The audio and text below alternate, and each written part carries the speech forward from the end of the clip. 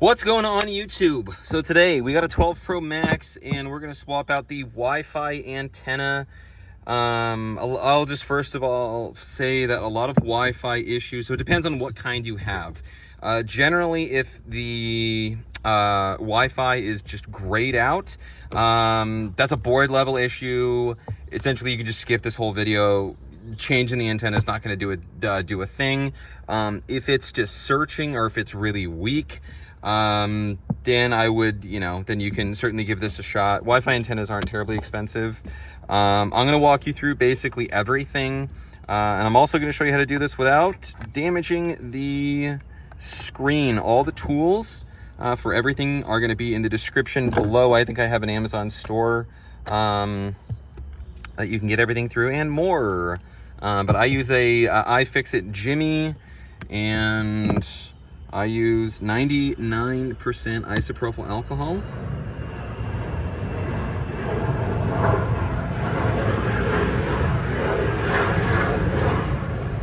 I'm literally right next to an airport, so excuse the noise. But once it slots in, I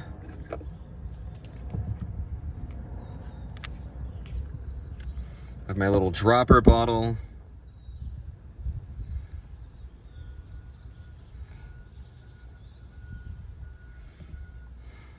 Now I already sort of have most of it off. The more difficult part is just getting it past the first corner.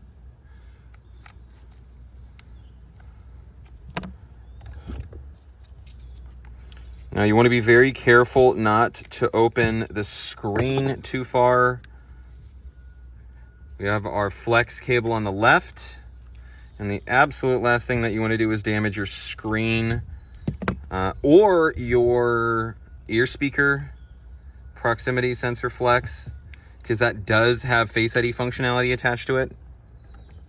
So you shouldn't open it more than about here. As you can see right down there, that's our screen flex. So once you get it open about here, just rock it back and forth. I'm gonna pull a couple of screws out. These are all tri-wing screws. Sorry this wasn't in focus, but before you disconnect your screen or earpiece speaker, you want to disconnect your battery. So we need to disconnect our battery. That is the first and last thing you do before disconnecting or reconnecting anything. For this, we will have to take out our Face ID.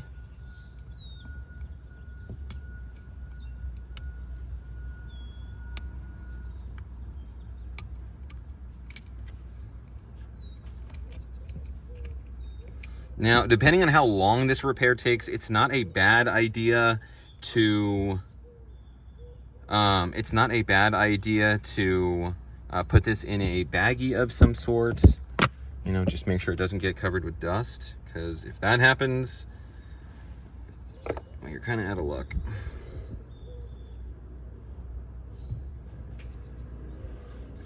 Our Wi-Fi antenna is right here, and it doesn't seem to be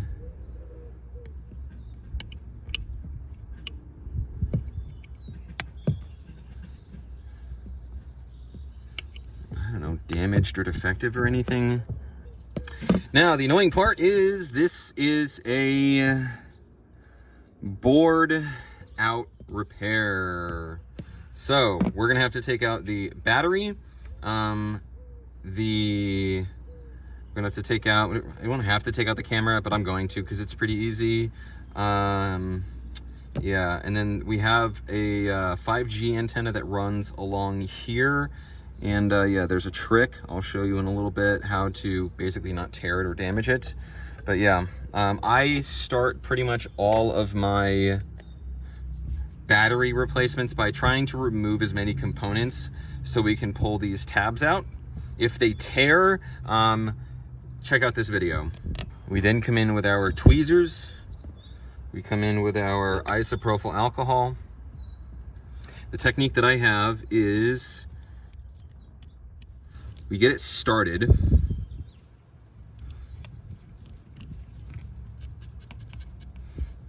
Then we come in, apply a few drops,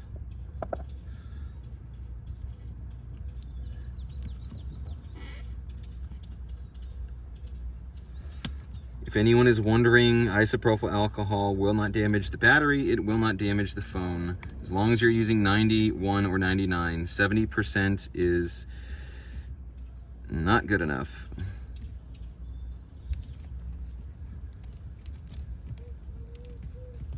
A lot of the times there's enough residual alcohol. We can just pull it out that way. Now, the unfortunate part here is, you can try this. I think it's kind of pointless, but there's nothing that we can remove here because there's just the camera and the board in the way. So what I do is I just apply a few drops and then I let it soak in. I will then just gently lift up. I'm doing this in real time at the moment. And it just comes right out.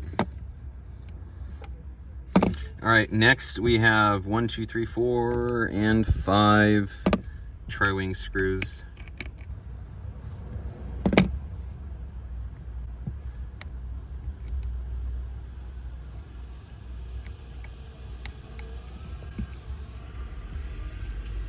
You really don't need to put much effort. I just sort of push in and lift up at 90-degree angles. Same thing as the Face ID. Put that in a baggie of some sort.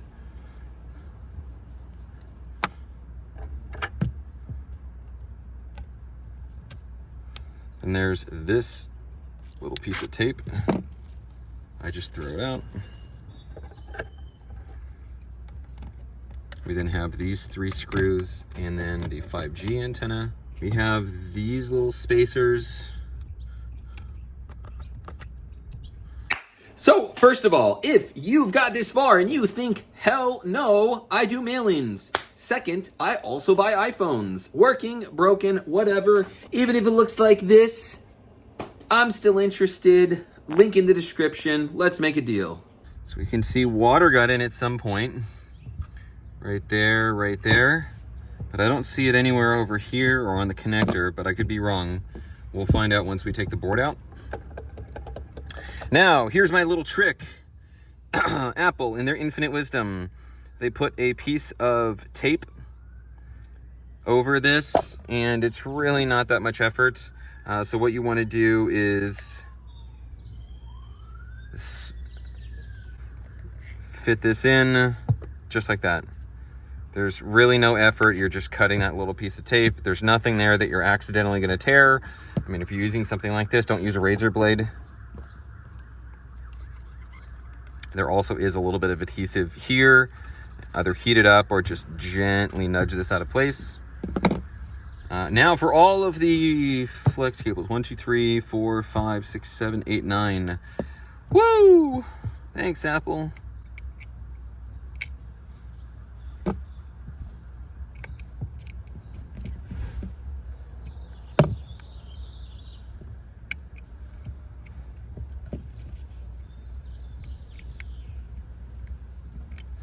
This one's always kind of annoying.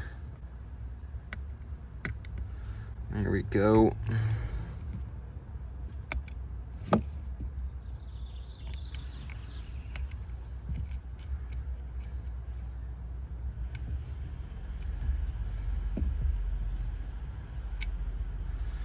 Now, last but not least, we have this one, which we're gonna wait on.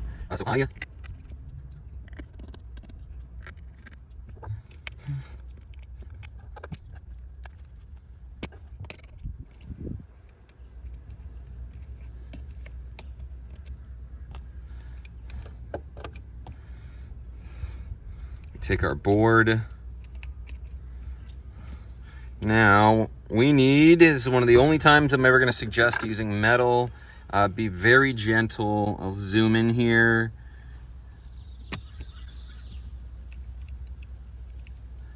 If somebody knows a better way to do that, feel free to leave a comment.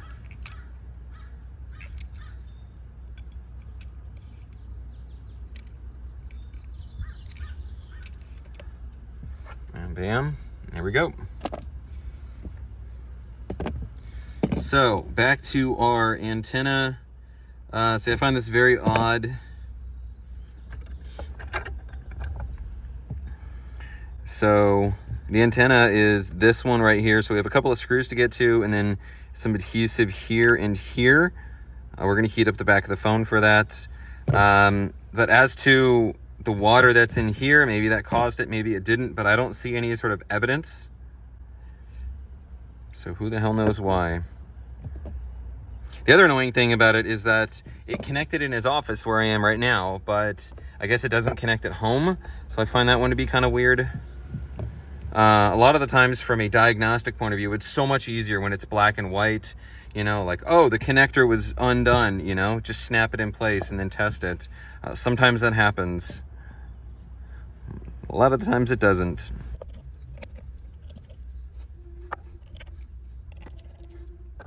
So those 5 screws, and if you want to watch this ahead, but yeah, I'm going to heat up literally just this portion right here.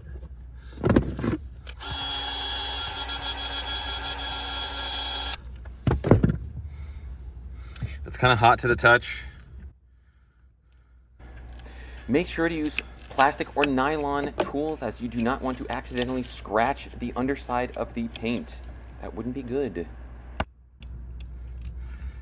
And then we have this little thing right here. Once again, I see no liquid on this thing. So I'm not very certain that replacing this is going to resolve the issue, but hopefully it does. Oh yeah, I've been recording this whole time. So now we're here. Just a matter of putting everything back in.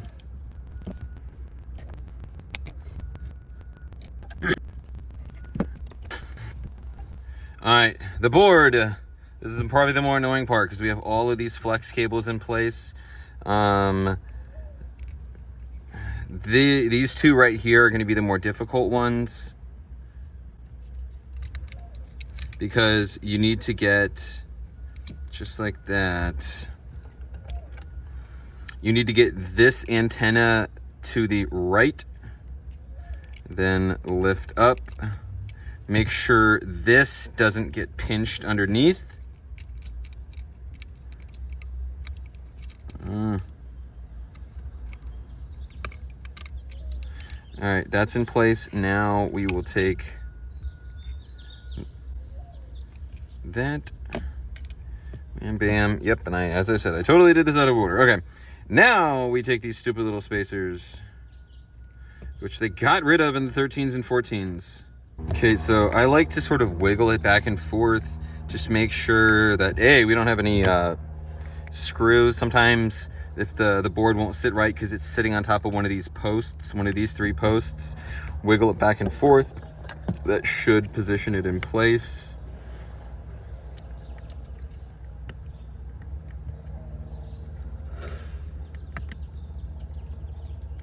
Now, one of the things that I'll do for our antenna is I sort of like to sort of push back and fold it in. I'll try to zoom in on this because this one has a tendency to just be kind of annoying.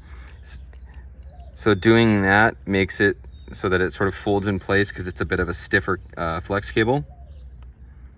None of the other ones.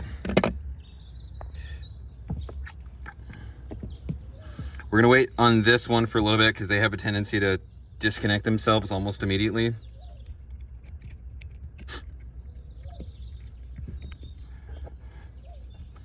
Now we can put in our 3 standoffs. Now for our SIM tray.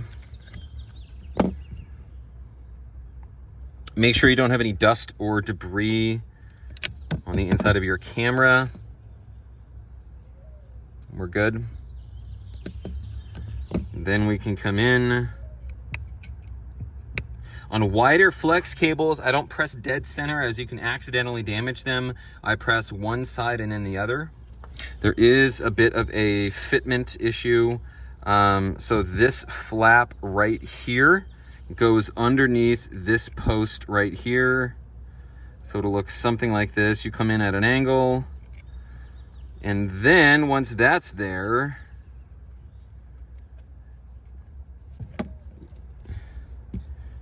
you want to make sure that this is sitting just underneath this shelf.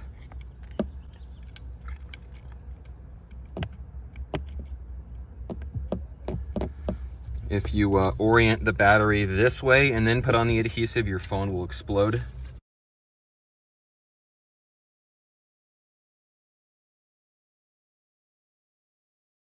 Now, my technique is I connect, you'll see this, so don't just lay the battery down. I connect my flex so I know wherever I lay the battery, this flex will have proper reach. And then we come in, disconnect. Next, someone's gonna say, you forgot about all your plates. I'm gonna put those in afterwards, just to wanna make sure that everything in general works.